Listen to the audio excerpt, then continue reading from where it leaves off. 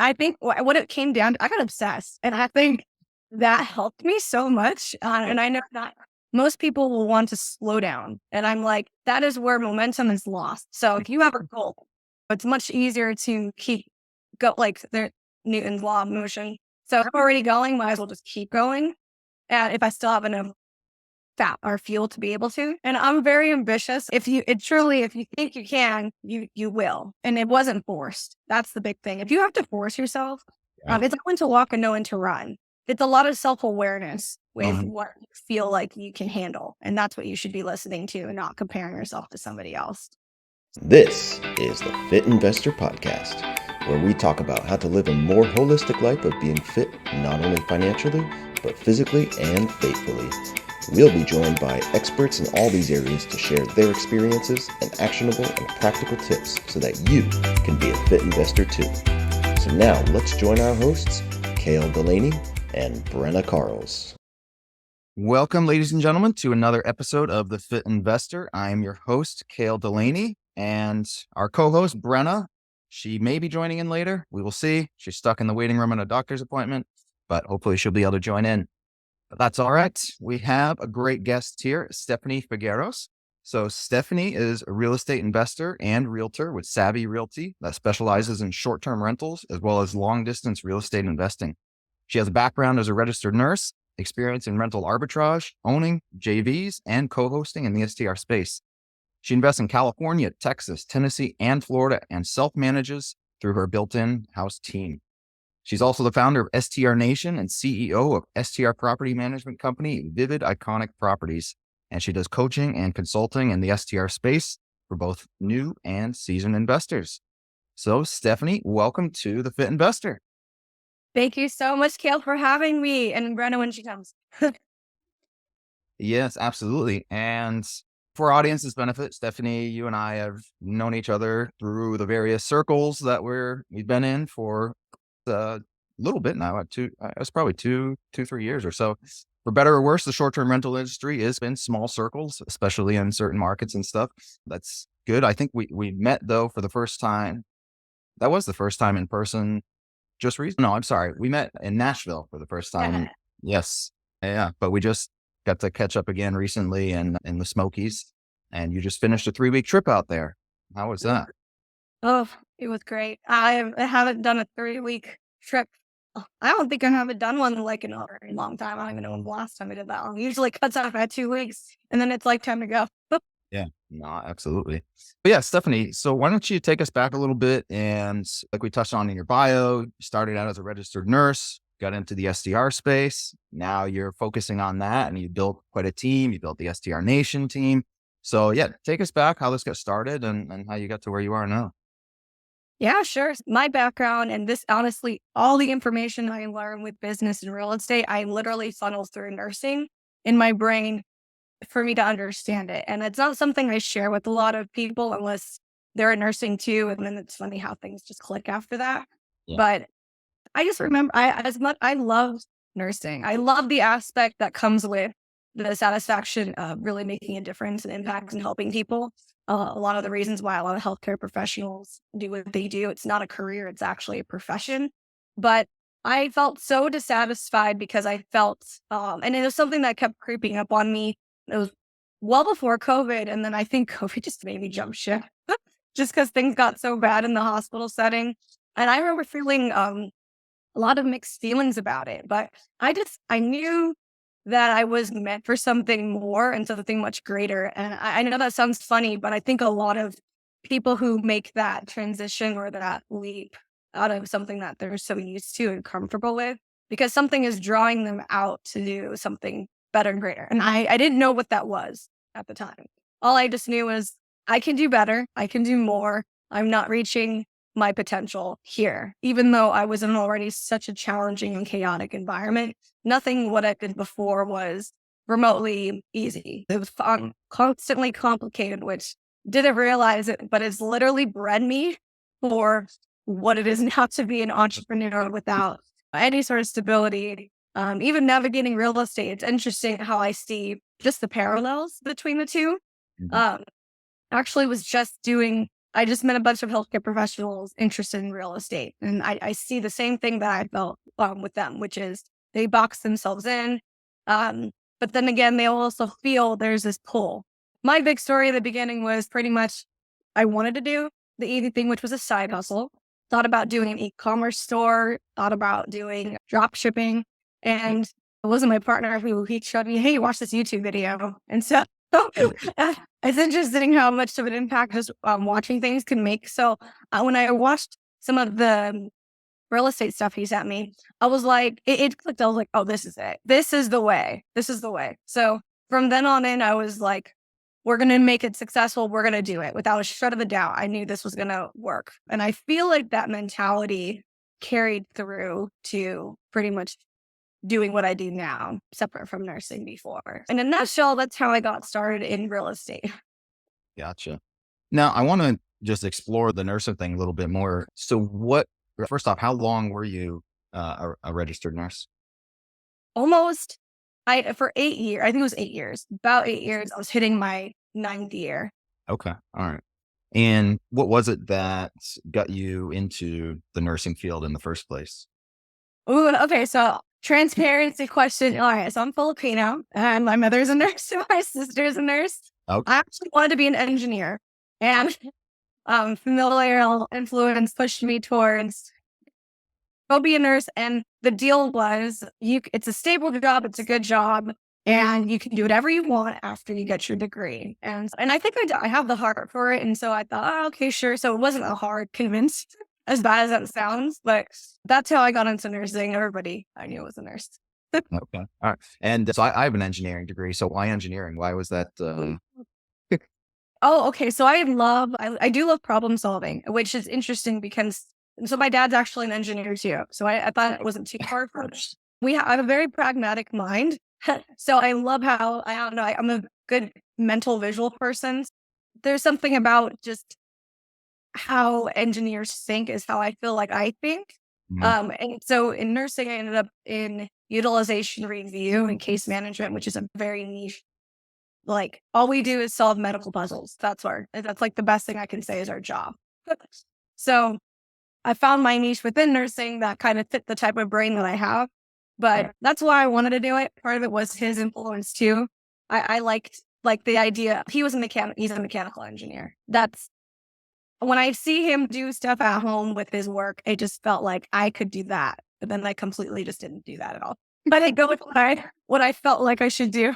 Like you said, you niched down in the nursing to something that suited or tailored more towards the way you think. And so I find that interesting. And that especially now that you mentioned that engineering was your first inclination, because I remember when we were chatting at dinner there in the Smokies, we were sharing some things and you said, wow, we think exactly alike.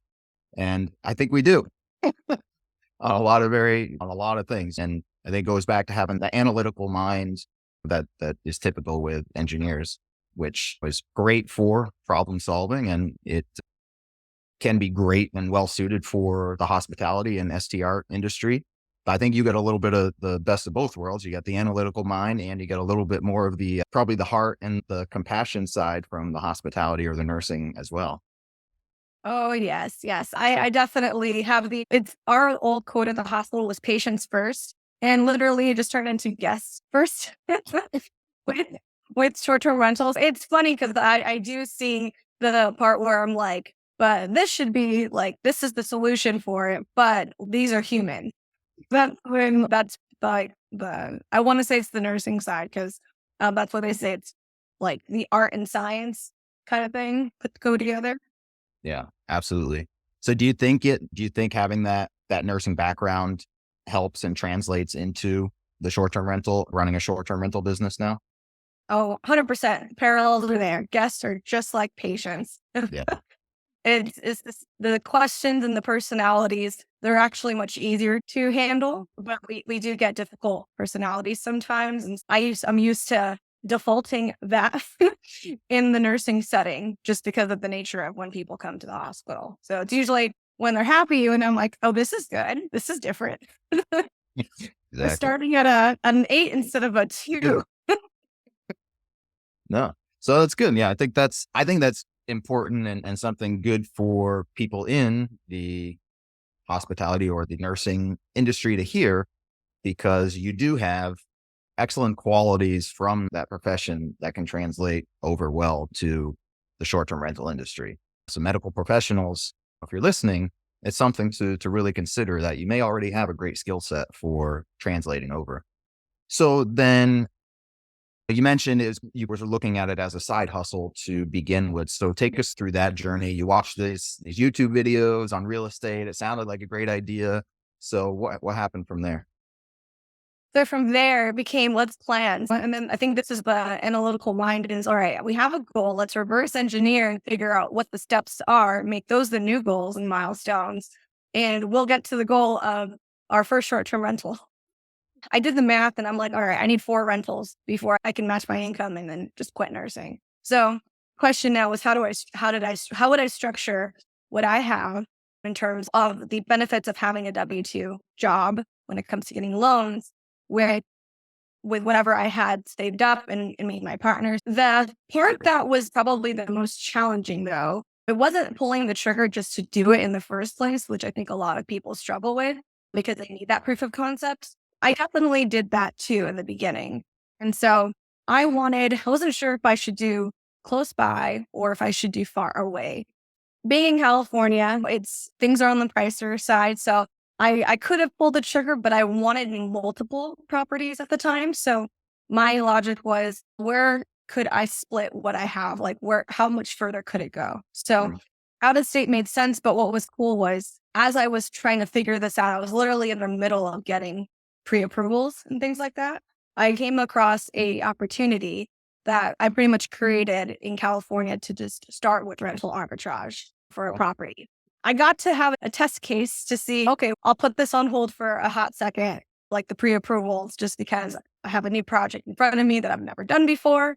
Let's set this thing up. That took a couple of months because we had to do some minor renovations to it. But having that property was about 30 minutes away from me. It was a great proof of concept. And I actually learned a ton about how proximity is a deceiving mask when it comes to, does it feel better to be close to your property versus being far? And I'm sure we could easily go into what that really looks like, having something close versus having something far. But with that first property, not even like a month in, I realized, especially after we got our first booking, I was like, we can do this again. I got the bug real quick. Now I was like, okay, so we had an arbitrage going. Wasn't crazy. It didn't break my bank because it wasn't like a full down payment. So I still had enough to go and I still had the pre-approval process that I was like, it stopped.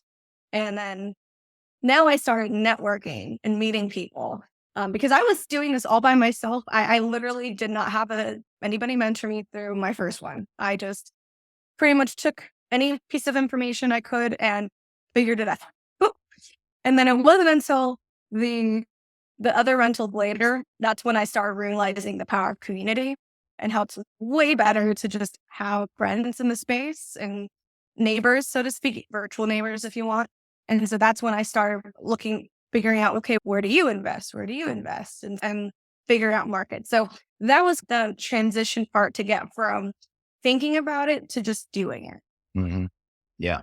No, and so you touched on some really important things, and you do coaching, I do coaching as well in this space. And I think the two of the biggest hurdles that people need to get over when they're first getting started are, one, the analysis paralysis, which is one thing. But the second big one is, again, the remote versus local investing and picking a market, right? Those are like the two biggest issues that I get when talking with people who are newer into the industry or wanting to get started, because it's overwhelming. You say, how do I pick a market? There's 50 states. It's a big country. You can do international if you want to. So how do you pick, or how do you analyze a market? Yeah. So this might be unpopular opinion, but I think there's a lot of merit to this. And I think it makes sense for most people. Because short-term rentals, it is a numbers game, but there is a lifestyle component that I do think should be considered. So I like to travel. For me, it never feels like work if I'm traveling around. even though I'm doing real estate related activities. So I wanted to see new markets, new places. And so I liked the idea of being already in the vacation space. Like I already veered towards that because my first property was a metro hybrid where it was half city and half vacation. But in and of itself, it's not a place people think of when they vacation. So I wanted to go somewhere people like to visit. So I started with, okay, where could I go? What's a good state? And I thought of, okay, let's go with the red state where a little bit more friendlier because I'm from a blue state. So that was like the first thing was something that was going to be friendly for somebody that wasn't close by. And so that was the first consideration that I made. The second part was, okay, where do people like to go? And I'm sure I would like to go there because I'm a tourist through and through. So I just started looking up just markets. And one thing I did a lot of, it was bigger pockets at the time, but then I started diving into a lot of Facebook groups just in general. And so started with the general Airbnb Facebook groups, looking up to see where do people go. And then I just started seeing like vacation spots. So I started picking or looking at 3 areas and I only looked at 3 and then I dialed into 1. And I think that was super important that I knew that ahead of time, not to go to multiple places because then you just go everywhere and you don't make a decision. Mm-hmm. I've heard of the Smokies and it was like, just heard of it. It was just something far away. And so then I started thinking, okay, who else could I find? I was actually thinking Alabama, believe it or not, on the vacation part. So I heard of Gulf Shores for a while ago because I knew another Alabama investor and I was thinking maybe there. But when I started talking to more, like I met a Tennessee out-of-state investor and I pretty much just started doing research because I'm like, well, if you're here and you're investing then, why can't I? Why couldn't I do this? It was actually Alex that I met. It was just crazy in person. And he was the Tennessee person that I met. And so I compared both markets and the infrastructure was better in Tennessee for somebody to do this from a distance. And so for my first out-of-state deal, I was like, why not? Let's not do the path of least resistance. That's what we should do. So that's how I ended up in that market for my first out-of-state. There was a lot of like deducing, but it took a lot of asking for help too. Yep. No, excellent. And again, you hit on some very important and key things, and we do think very much alike. So I literally just had a very similar conversation with one of my clients that I'm consulting, who actually lives in California. And yeah, I said the same exact thing is that, you got to narrow it down to number one, no more than 2 or 3 markets, right? That you want to start digging into a little bit. And then from there, you narrow it down into that one that you're going to focus on. And once you narrow it down into that one, get tunnel vision, right? Forget about those other markets for the time being, always be open to opportunities, but get tunnel vision and deep dive into that market. And that's going to be the market that you're going to become an expert on if that's where you want to invest. Because you start focusing on, even if you try to focus on 3 different markets or something, that's going to be hard. Like it is really hard to be, especially in the beginning, to be an expert in 3 completely different markets while you're trying to get started. It's going to hold you back. It more than likely is going to hold you back. So narrow it down, get that tunnel vision, and then just go all in, deep dive, become an expert in that market. And the other thing is same thing. Success leaves clues. You hear that a lot. I say that a lot because it's a very similar thing. I found the Smokies through a podcast, and similar to you, or even I didn't even know where the Smokies were. And I knew it was somewhere on the East Coast. That was what I knew. And I went, oh, so it is in Tennessee. Okay. It was like, I knew because I like national parks. So I'm like, oh, I've heard of the Smoky Mountains, but that was about it. So same thing. And then I picked it, got that tunnel vision and dove all in. But getting linked into and connected with the communities is super critical because that's how you can find these markets that are successful markets. Find the people who are in those markets, talk with them, get a feel for things, and start making those connections. Because there's so many different markets. There's so many different types of markets. So you have the tier 1, super established vacation rental markets like the Smokies, or you have these emerging markets, which you might be able to find some better deals there, maybe, but there's also probably going to be a bit more headaches along the way too, right? Because maybe the infrastructure is not there. There's risk of regulation. Maybe you're not going to have the potential for appreciation. So there's pros and cons to all these different types of markets. So you really got to do a little bit of soul searching and figure out what it is that you want. Do you want it to be pure investment? Do you want it to be similar to you, maybe where it's primarily investment, but a little bit of, you want it to be someplace that you'd like to go? Or do you want it to be something that you want to use for personal use as well? And then again, start narrowing it down based on that, and then get into your market, get that tunnel vision, get linked in with the community, and go from there. And just the risk reward or risk profile of yourself is going to help you determine what different level of market that you want to start looking at too, right? The more established ones or the more emerging ones. So I'm glad you brought that stuff up, because that's huge. And that's one of the biggest challenges or hurdles that people need to get over in the beginning. All right. So you got started, you got your arbitrage one, you got your one in the Smokies, and then you took it off from there. Take us through the rest of the scaling and getting to where you are now with STR Nation and all that stuff. Sure. So it's funny. I'll try not to go too long on that piece, because I'm like, there's a lot of ups and downs and sideways this way. But after that, I was like, okay, how do we get another one? We just got this. So I was like, I had my pre-approval to go back to the Smokies. Our loan product of choice at the time was just the 10% second home loan. So instead of having to pay 20% in one area, let's just split the down payments that way. So not even a month later, we were already back at it. And I think what it came down to, I got obsessed. And I think that helped me so much. And I know that most people will want to slow down. And I'm like, that is where momentum is lost. So if you have a goal, it's much easier to go like Newton's law of motion. So if I'm already going, might as well just keep going. And especially if I still have enough fat or fuel to be able to. So we were like, okay, let's go back to the Smokies. We're already there. We have somebody established. That was the goal. And that's actually what we did for a while. And I think a couple of weeks in, we were like, okay, not quite signing the deal that we want. We wanted to get something before the end of the year. So we decided, okay, we're going to still look in the Smokies, but we run something out already. Like, we're running in 2 spots now, very distinct locations. So let's go look at another location instead.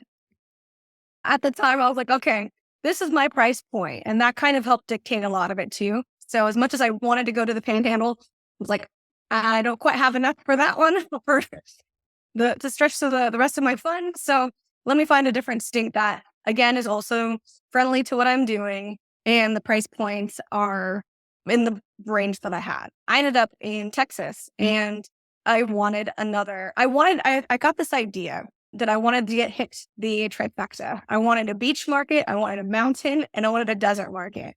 Yeah. So I was like, don't have the desert, but it literally felt like a dream to be able to say, let's go for a beach market. And I'm very ambitious, and I'm one of those people that's, if you think you can, you will, you can. So I said, okay, we're going to have to find an affordable beach market, because that's what we've got. So I went through Gulf Shores area, different parts of Gulf Shores. And I did hear about Crystal Beach, Texas. So I was like, okay. And I looked that up. I looked up the Washington coast too. That's not beachy enough for me. So I was like, I might as well be in California at that point.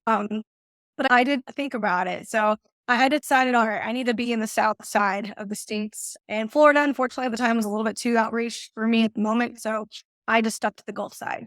So then that's how I ended up in Crystal Beach. And so as I was looking over there, and as I was looking in the Smokies, we locked up a deal under asking during off season, which I realized was like one of the best things we did in this very seasonal market. And we got a pretty good deal on a property in Crystal Beach. So that's how we ended up there as our next deal. And then what ended up happening is we found another deal in the Smokies after we all were already going. And we wanted this deal so bad, but we ran out of funds. So we started thinking, okay, people run out of money. It's a thing. What can we do to continue to acquire and scale? And so this is when I started to do joint venturing. And so I had family that had a 1031 situation, and they knew what we were doing. We basically came up with a deal where their debt would be what was used, but we did everything. Sweat equity all the way. We found the market, found the deal, we found like every resource. It was the most passive thing for them. And, Right. and they were used to LTR investments. So this was a little bit of a complete different direction. But because our agreement was we would do all of the work, we would just need their debt piece to the things, they said sure. And so that's how, and then we went back to Tennessee. So this is how we really started hitting our momentum hard. Mhm.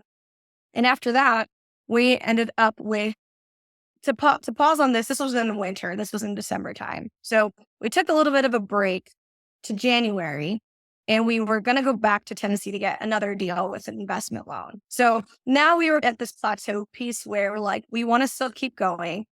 How do we do that?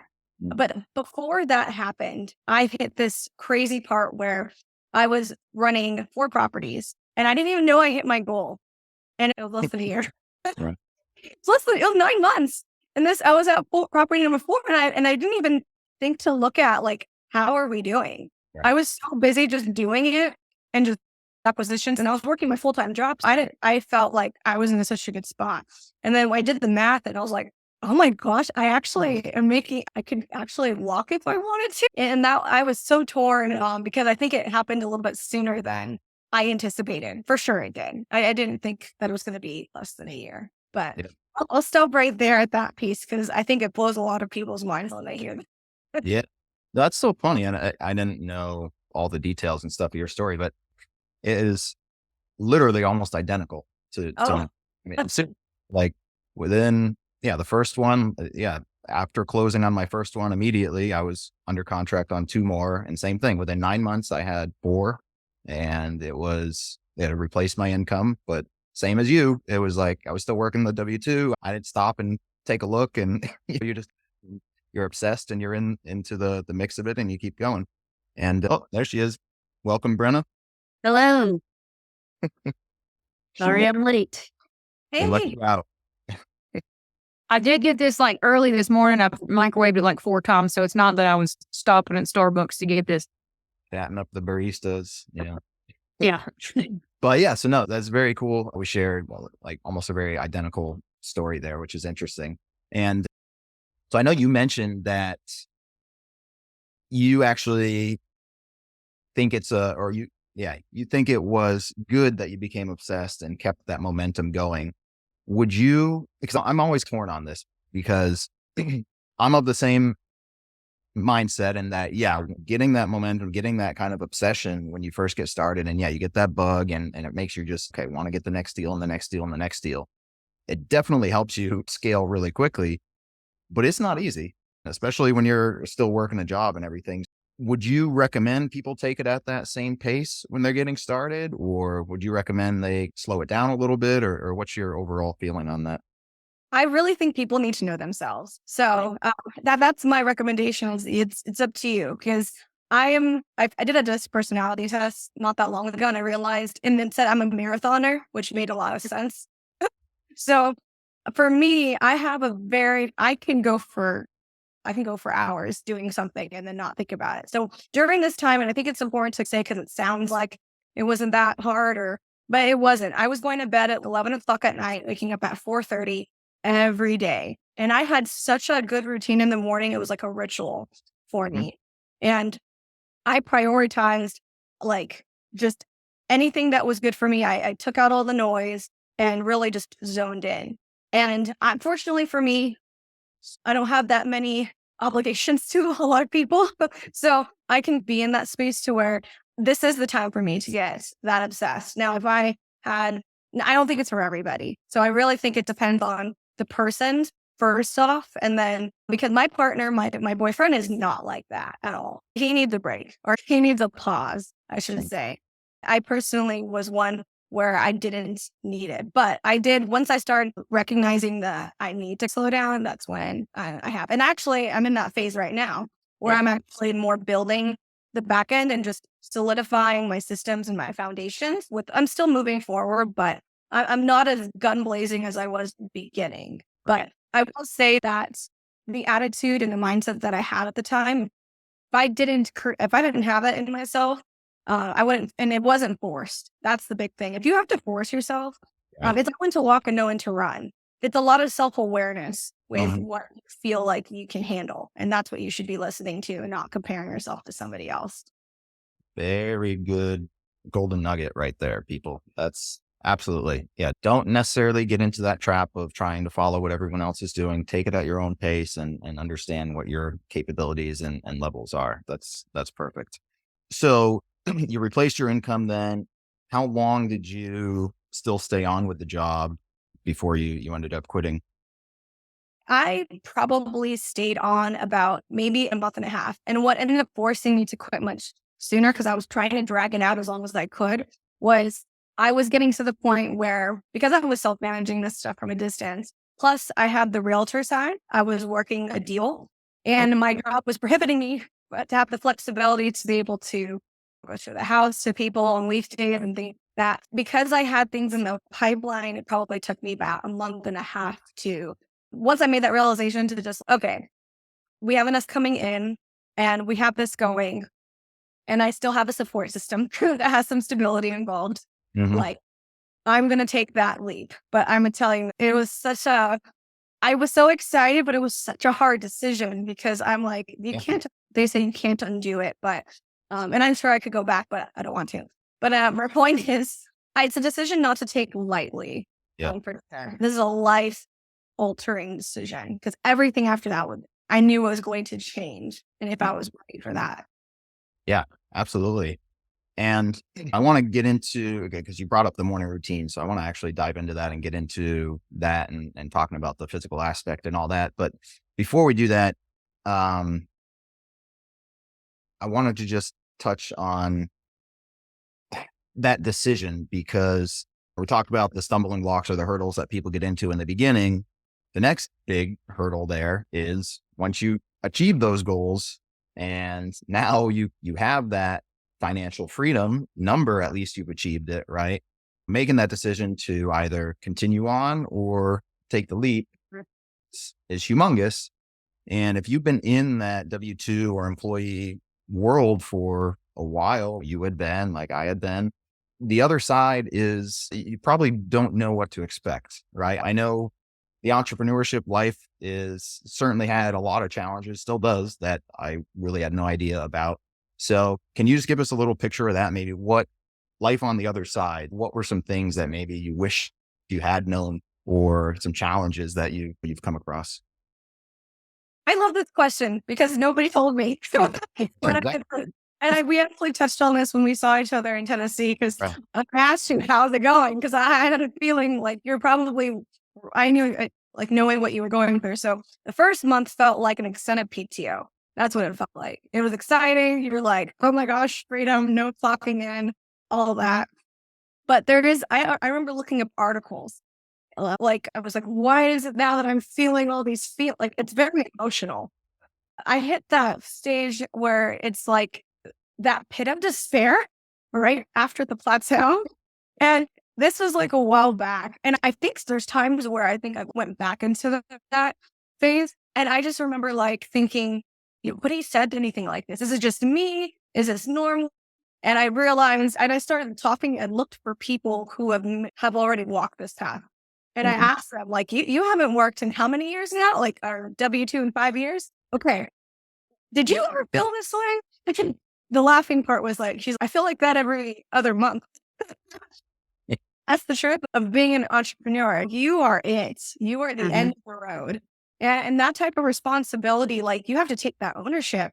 It's a mentality that you have to embrace. And I've struggled with it, and I still struggle with it sometimes. Because people, recruiters asking me, like, come take this travel assignment for 13 weeks. And I'm like, I could, couldn't I? But, and then I go back and I'm like, oh, that's okay. But just know that you will work much harder than you ever have before in your life.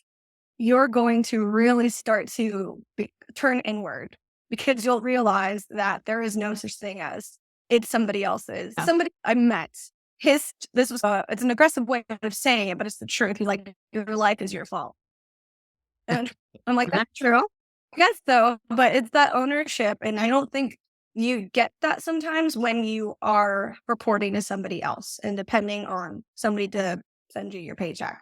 You have to go and get it when you are on your own. And the emotional side, I don't think people think about at all. And so I wasn't mentally prepared for it. And now that I experienced both, and then of course now we were out of the pit of despair. But it's something I'm glad you touched on, because after that, I really dialed in on mindset. Because at the end of the day, skills can be learned. You can teach that. You can learn it. But the mindset's not something that you can unsee it once you get that self-awareness, but nobody can force you to see it. You have to really do some inner work to see yourself for exactly what you are. And then you go into an acceptance mode of you're not judging yourself for it. And that's when you start to make true progress. Yeah. So people say, well, why do you quit your W-2 job if you're working harder? Didn't you get away from your W-2 job to not? But the difference is you're working for yourself and your family and your goals, and you're not working for this big corporation and for their goals. Because the thing is, it's like when you quit, they're probably like, oh, sad to see you go. That job application to refill your position was like in the next day. And that's like the mentality you have to think about. Do they really care for my well-being? No, they just care for that bottom line. And that's not what you're personally working towards. So yeah, you're going to be working harder, but it's something that you're really passionate about, and it's for you, not for a different company, not just to pay your bills. And so I think that's what people need to hear. If you are on that fence of entrepreneurship, yeah, you work harder and everybody says that, but don't let it scare you, because the thing is, if you love what you're doing, is it really working? Like, you're working really hard for that end goal that you love so much. Right. Yeah, absolutely. And the other thing too is it's just, you have eliminated the ceiling more or less at that time too, right? Because when you're working for whatever company or corporation, there is a ceiling to some extent. Yeah, you can get promotions or whatever, but it's going to take time. But it's a rather linear path, right? You might get that, whatever it is, 3%, 4% raise every year, which isn't even going to match inflation at this point.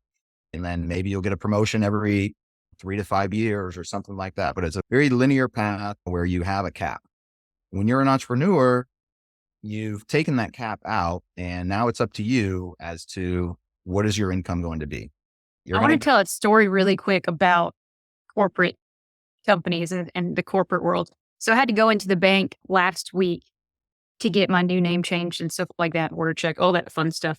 And so I'm sitting there. It was a Friday. I'm sitting there with a woman, and all of them were wearing purple. So I bank, full disclosure, I bank personally at Truist because I have since I was like 16. I have my student account still there and everything. But everybody was like wearing this purple shirt or whatever, and then jeans. And I'm like, so do y'all have to wear purple because of the colors that Truist is now? She's no, but if we wear a purple shirt, we get to wear jeans on Fridays. And I was like, that sounded like me. I'm like, got my hair back. I needed to wash it for 3 days. I'm in a workout outfit, and I'm like, that sounds ridiculous and awful. I didn't say that out loud. I was just like, and so just really reiterate, you have to think about that kind of stuff, because the corporate world is just, have you guys ever seen that movie Office Space? Oh yeah, of course. Definitely. If you have to watch it, You haven't seen it? Okay, I'm going to add to the list. It Yeah. really makes you cringe if you've ever worked in like the corporate industry, and it's funny. I don't want to. I need something to make me realize. Yeah, And I'd rather. that'll do it. Yeah, don't do it. Yeah, I need something. Sometimes it's funny. It's funny you say that, because there's times where it's like, oh, this is hard, and then you go and you hear somebody else's experience, and this is their everyday, and I'm like, well, that's right. That's what that felt like. No thanks. Yeah. Okay, I will continue to do what I'm doing. But you're right. It's not even about you're doing this for yourself. So it's weird. It's effort, but I don't feel like I'm working, but it's a ton of effort. A lot of energy that I put in. It's the same energy that you're doing when you're working full time too, and for somebody else. Hey guys, it's Brenna Carl, CEO and co-founder of The Mortgage Shop. When I'm not spending my time searching for the best pizza in town, working out because of pizza, or fighting sharks, as Kale likes to say, I spend my time educating clients on the best investment products that will help them build generational wealth and making sure their loan process is as smooth as warm butter on a piece of toast. Call us today to get started with your investment journey at 800-816-7982 or talk more about pizza. Talk to you soon. Let me ask you how you feel when, and it's different for everybody. So realtors, obviously, like you see the meme where like they're in the ocean on their floaty with their drink, but they've got their laptop on the floaty in the ocean, which is all fine because we all know that we answer emails on vacation.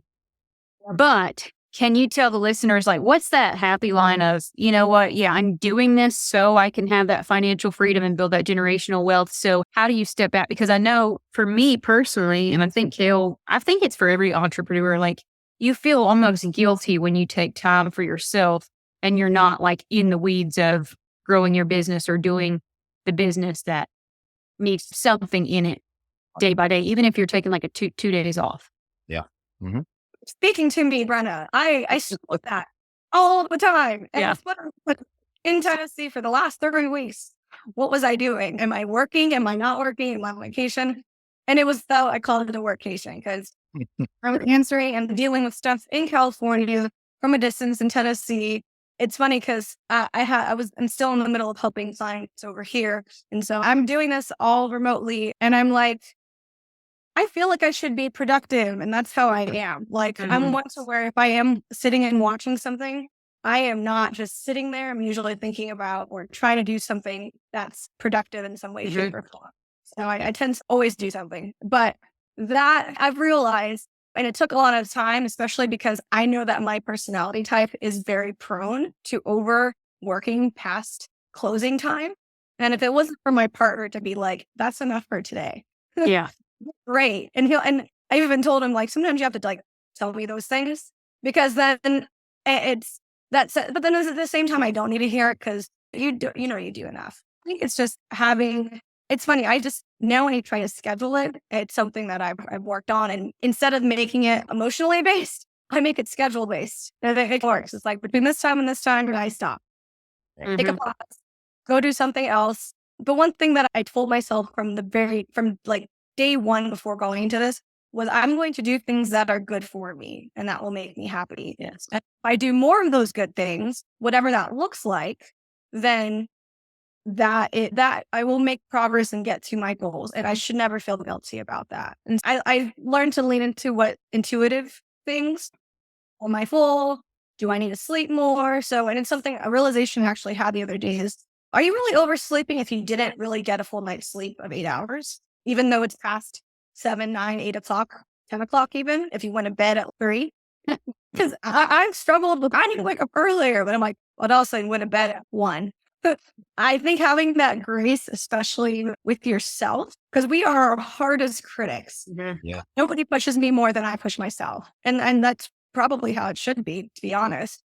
But yeah, it's, yeah, but I scheduled it. So mornings was work for me, and then afternoons was I'm going to go to Wonderworks and see what that's about.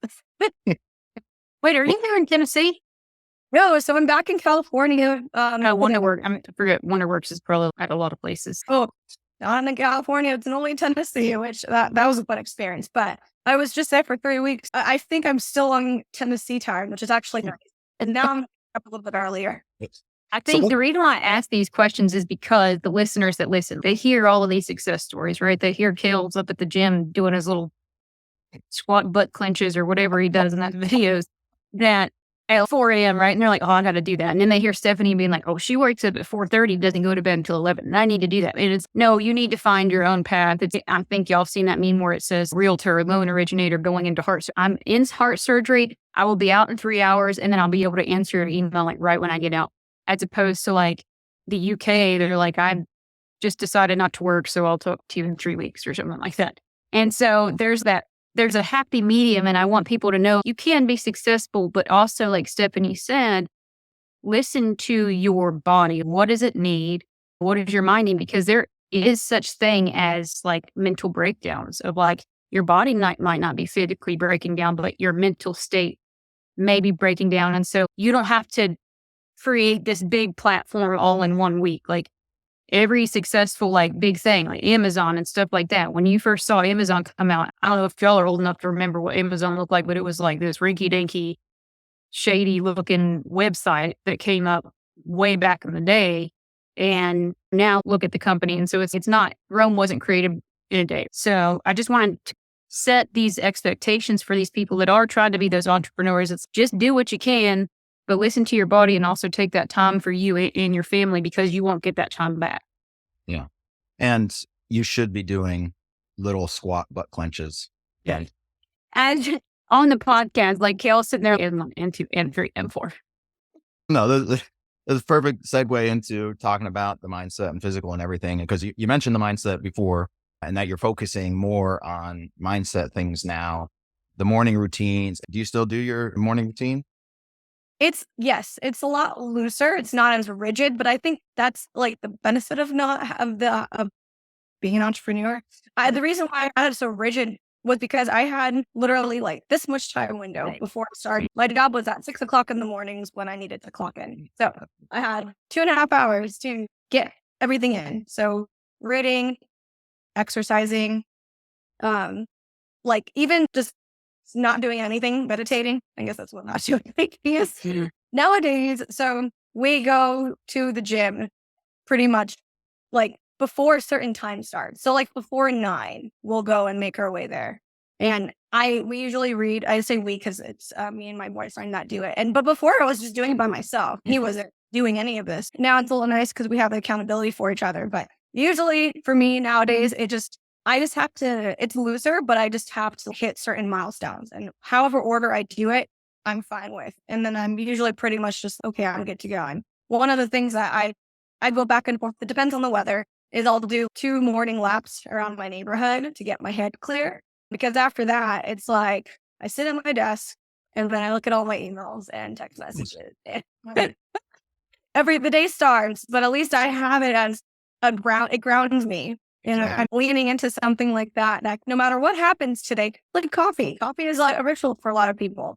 Well, till I have my coffee and now I can set the world on fire. No, I'm just kidding. But yeah, no, that's why I'm such a big advocate of the morning routines. And it doesn't need to be getting up at 3:30 or 4:30 in the morning. Figure out what works for your schedule, but having some type of routine, getting that time for yourself ultimately, and time for some peace and quiet, because especially if you have a family and kids and all that stuff, peace and quiet do not exist.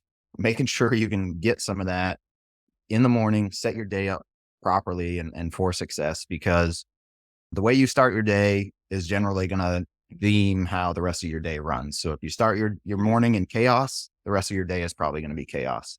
If you start your day with structure and some peace and quiet and time to reflect and get yourself prepared, then you'll have a better chance of getting through that day with a little bit being more productive and successful. So I'm a big believer in that ever since I started it, but I didn't start that until I started this journey 3 years ago or so, 3-4 years ago. But before that, it was get up as late as I can to be able to make a protein shake, to drink on the drive to work and make it to work on time. And that was it. That was every morning. And it was just always that chaotic mess. And now it's a lot more structured, and I just think it works out better. And you're trying to tag in that physical exercise portion of it, prioritizing that and getting it scheduled in that morning block before the rest of your day starts is going to eliminate that excuse at the end of the day of I'm tired or I don't have time, right? Because now it's already done. It's taken care of before everything else started. Yeah, I'm just a huge advocate for that. Stephanie, you said you ran, right? Oh, I don't run. I walk. So, I thought you said something about a marathon or work. Did I miss something? No, my disc personality test. I laugh at people. That's funny. I walk. I hike. I can hike. I can walk. Yeah. I tried running and my knees don't like it. So we walk with resistance. But like when you're walking or hiking, I feel like if people do it enough, they realize that's really your time in the morning to not do anything for anybody else. You're not answering to anybody else.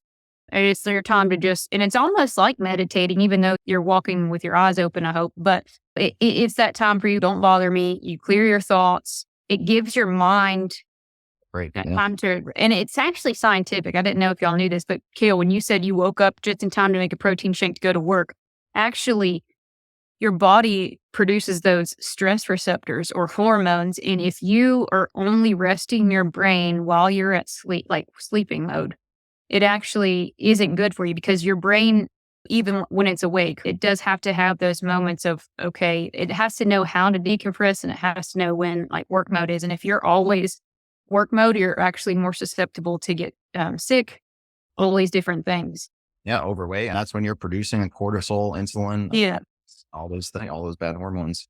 But again, jumping back to the mindset thing, Stephanie, what are some things that you do or that you found beneficial in helping your mindset?